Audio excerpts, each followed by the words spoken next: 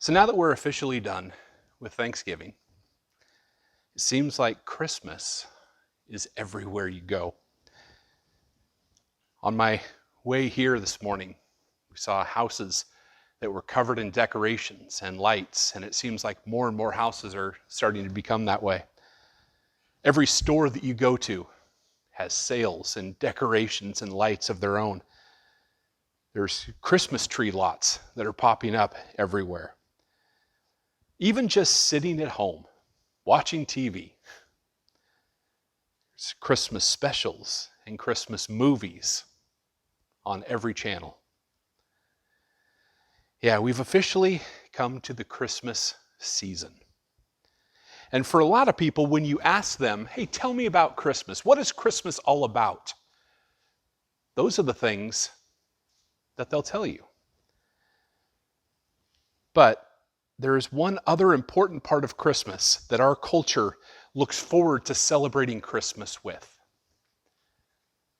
Sure, there's the lights, the decorations, the sales in all the stores, the movies and the shows. But one of the most important ways we celebrate is with Christmas music. Now, for a lot of people, Christmas music, that is what Christmas is all about. Now, some of you, for some reason, have been listening to Christmas music since before Halloween, and I'm not quite sure why. But for most of us, Christmas music starts the day after Thanksgiving. Now, there's certainly no shortage of variety when it comes to Christmas music. Seems like every artist has a Christmas album out somewhere. There's the secular Christmas songs by the mainstream artists, like Mariah Carey and Britney Spears both have popular Christmas songs out. There's the Christmas standards, like Jingle Bells and White Christmas, that have been recorded by thousands of different artists. Some are better than others, but when you hear these songs, you can sing along with them. And it just feels like Christmas. For example, when you hear the song Silent Night, some people would say, that is what Christmas is all about. And it's been that way for a while. That song has been around for over 200 years. In 1818, a young priest named Father Joseph Moore was scrambling to find a song for his church's Christmas Eve service. The organ was broken and it couldn't be used, so he had to find a song that had to be played by guitar. And he remembered a poem that he had written a few years earlier. And he took that poem to a friend named Franz Gruber. And Franz was a musician who was able to put that poem to a melody.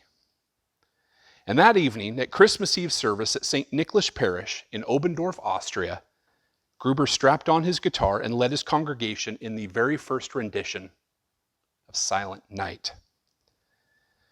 Now, through the years, that song has been sung billions of times by millions of people. And according to a quick internet search, Bing Crosby's 1942 version is still the number 3 best-selling single of all time. And while that song gets people in the Christmas spirit, that's what Christmas is all about for them. The idea of a silent night is a cold reality for several people around Christmas time. A lot of people, they see the pretty lights, the decorations, and joyful singing, and they hear the buzz of the voices of friends and family talking with each other. But maybe you or someone you know is just trying to hold it all together by a thread this Christmas season. Each night, they find themselves crying out prayers of desperation to just get back to normal. Can we just get back to what Christmas should be about? For things to turn around. Nothing is going the way that they thought Christmas 2021 would be. Maybe somebody lost their job. And without an income, things are just starting to snowball out of control. The stress of the holidays, maybe the stress of the holidays has pushed you back towards an addiction that you thought you were finally done with. Maybe a family member is sick and the stress of caring for them is really starting to take its toll. Maybe recently you've lost a loved one. And Christmas, there's no way it could be the same without that special person. Maybe the doctor gave you some bad news. Whatever it is, some people, they're holding on to the faith that Jesus is there. I know he is, but it's hard to understand why these things are happening in their lives. They're crying out to Jesus, but those prayers seem to be going up and bouncing off the ceiling and falling right back down beside you. It is emotionally devastating to hear what seems like everybody else laughing joyously, while some people just want to take a minute to take a breath and rest. This idea of hope is starting to flicker like a candle about to burn out. For so many people, darkness has become what Christmas is all about. And that feeling of darkness, that's actually where our passage starts today. Today we're going to be looking at Isaiah chapter 9. If you have your Bible with you, go ahead and open it up to Isaiah chapter 9. If you don't have a Bible, please feel free to use the pew Bibles in front of you, or you can just follow along with us in the slideshow, whatever you're most comfortable with. So these words that we're going to be looking at, these words were actually written 700 years before Jesus was born. But Isaiah was a prophet, and that means someone who speaks to the people on behalf of God. So when Isaiah wrote these words, he was simply just passing along a message to the people from God himself. So starting in verse 2, he writes, "The people walking in darkness have seen a great light. On those living in the land of deep darkness, a light has been dawned." Have you ever been somewhere really, really dark and then all of a sudden you see a light? Earlier this year, my wife and I we were in Lincoln City, and the place that we were staying at had a hot tub on the back deck. And so I decided just to take some time by myself, and I got in the hot tub, and it was dark, and I was just looking up at the stars, looking out in the ocean, just kind of taking some me time. And as I sat there, I found myself talking to God. And I was telling him that I felt like I didn't know what was happening. I felt like things weren't making sense in my life. And in my heart, I knew that God was listening. I know that any time somebody talks to God, I know that God is listening. But as I sat there pouring out my emotions to God, I found myself saying, "I wish I knew if you were listening, God. Can you give me a sign? Maybe make a star twinkle or something to let me know?" To be honest, I felt foolish, asking God, "Hey, can you prove to me that you're listening to me right now?" But as I sat there in the dark, staring out at the ocean, a twinkling star caught my eye. And as I sat there with tears streaming down my face, I was in awe. You see, when Isaiah was writing these words, he was telling people, I know it's been rough. I know what you're going through. God has been watching everything that's happening. And God is speaking through Isaiah, whose name literally means the Lord saves. That's what Isaiah's name means. And he's saying that he's going to do just that. Save his people. So as we get back to our passage, Isaiah kind of seems to switch gears a little bit. And he starts to speak of what God has already done. He's giving people examples that they can relate to when they had joy in their hearts, to give them reasons to hope again. He says, starting in verse 3, he says, "You have enlarged the nation and increased their joy. They rejoice before you as people rejoice at the harvest, as great warriors rejoice when dividing the plunder. For as in the day of Midian's defeat, you have shattered the yoke that burdens them, the bar across their shoulders, the rod of their oppressor. Every warrior's boot used in battle and every garment rolled in blood will be destined for burning, will be fuel for the fire. Isaiah is drawing these word pictures, reminding people of what they have seen God do before and the joy that they felt when God was doing these things. When he's talking about the day of Midian's defeat, he's talking about back in the book of Judges. There's a day when Midian was, the day of Midian's defeat is when God took down one of Israel's enemies. And he did it with a small group of men that was armed with clay pots and torches and trumpets. God saved the day, but he made it very clear that this was no ordinary military victory. The Lord was at work that day. And Isaiah is hammering home this point over and over again. If God did this in the past, why won't he do it again? I heard about a scientific study done back in 1957. In this study, the scientists would take a rat and they'd put it in a tub of water to see how long it could swim.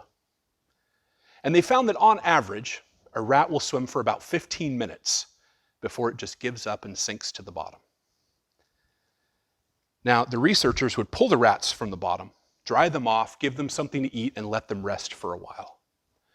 And then the researchers would take the same rat and put it in the same tub of water to see how long they could swim a second time. Remember, the first time was 15 minutes. The second time, the researchers quit counting after 72 hours. 3 days, the rats continued to swim because they had that experience of what seemed like a hopeless situation, and they were saved from that situation.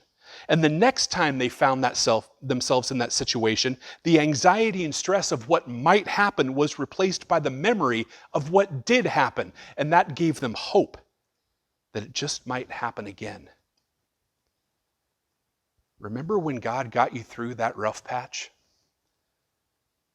Remember when you didn't have any money and then just out of the blue, maybe somebody bought some of your groceries or money just showed up unexpectedly? Remember when you were overwhelmed with things that had to get done and you just didn't know how it was going to happen, but somehow, some way, everything on your to-do list got done? Remember when you got through that health scare? Remember what God did? If you are listening to this message, God has a 100% track record of taking care of you, no matter what happened. So why wouldn't he do it again? Now, as we get back to our passage, Isaiah rolls out what is going to happen. Remember, Isaiah is a prophet. He's passing on a message from God about what is going to happen. And he says in verse 6, "For to us a child is born. To us a son is given. And the government will be on his shoulders. He will be called Wonderful Counselor, Mighty God, Everlasting Father, Prince of Peace."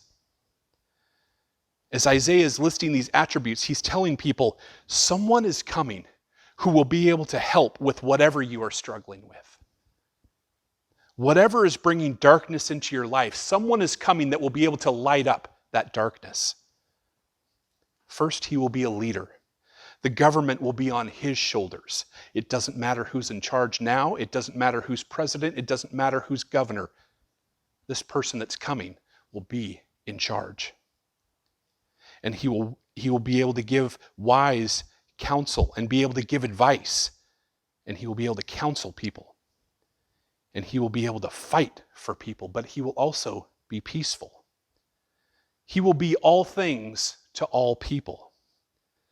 Now, I want to remind you, these words that were written 700 years before Jesus was born. But Isaiah is setting the table, letting people know that this darkness will not last forever. Help is on the way, and that should give people hope. And when people first read Isaiah's words, they didn't know about Jesus. This last part that we just read gave them hope that help was coming. But here's the great part.